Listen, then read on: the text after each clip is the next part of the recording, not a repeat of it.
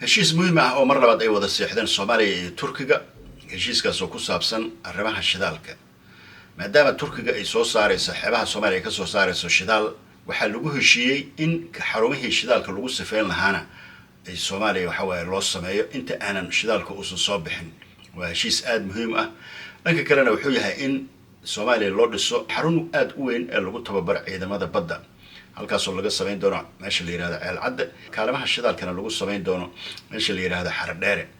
runtii waa guulo oo runtii madaxweynaha dowladda federaalka oo ku sugan dalka Turkiga kana qayb galaya shir ka dhici doona maalinta berita ah ee la yiraahdo Antalya Conference oo runtii sanadle ah oo mar walba ka dhaca dalka Turkiga ayuu ku sugan yahay madaxweynaha dowladda federaalka Soomaaliya. marka waa guulan leenahay in Soomaaliya maanta shidaal loo soo saarayo, marka dal shidaal soo saartay ee shidaalkiisa isagoo ceyrina dibadda loo dhoofinayo, haddana dalkiisa shidaalkii dib loogu soo celinayo oo waxyaabaha ragaadiyay Nigeria oo kale. Nigeria waxay leedahay shidaalkeeda isagoo ceyrina ayaa dibadda loo dhoofiyaa, dibna loogu soo celiyaa isagoo sifaysan. marka heshiiskaas inta shirkadaha shidaalka soo saara ee runtii dalka Nigeria ka soo saara waa shirkado private ah oo runtii Shell iyo shirkado waaweyn ay kamid yihiin, iyagaa waxooday qaato ka soo saara. marka caqabadaha haysta dalka Nigeria maanta waa guul in Soomaaliya loo sameynayo kaalmihii lagu sifeyn lahaa shidaalka, taasoo meesha ka saaraysa caqabado iyo dhibaato fara badan oo runtii shidaalka Soomaaliya hoos u dhac u keeni lahayd ama kheyraadkooda isagoo qeyrina laga qaadan lahaa.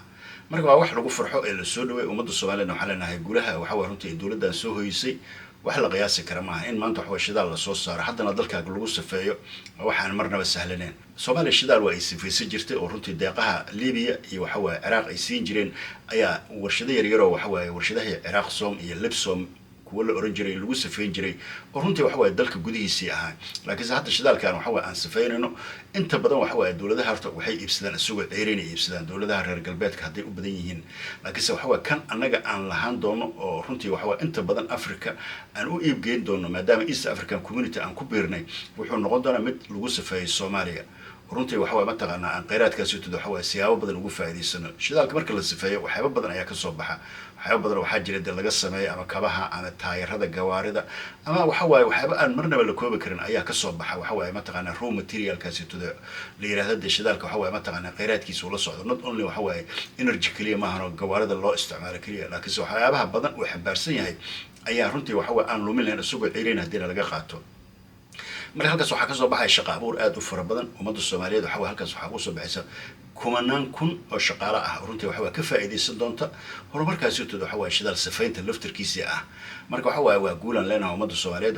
runtii waxqabadka dowladdan lagu amaano ayay kamid tahay in maanta shidaal runtii heshiisyo caalami ah ula gashay oo la soo saari doono sanadaha soo socda, ugu dambeyn 2030 ka soo qabo. waa guul ummadda Soomaaliyeed u soo hoytay. marka waxaan leenahay waa runtii waxa lagu farxo. marka howlaha kale hadda ku soo kordhay shirka Antalya Conference sida la socotaan wuxuu furmayaa maalinta berita ah, runtii shir aad iyo aad muhiim ah oo inta aad la socotaan in markii badda Soomaaliya iyo Ethiopia isku haysatay madaxweynaha lagu wareysan jiray shirkaasi oo si weyn uga hadli jiray iyo kala qaybsanaanta Soomaaliya iyo inay Somaliland ay tahay dal Soomaaliyeed cid aba yaraatay guulo wax ula go'i kartaan aysan jirin. marka guulihii uu runtii caalamku soo bandhigay oo shirkaasi ahaa Antalya Conference isagana waa soo dhaweynaa. waxa ku soo kordhay berri ayaan idin la wadaagi doonaa.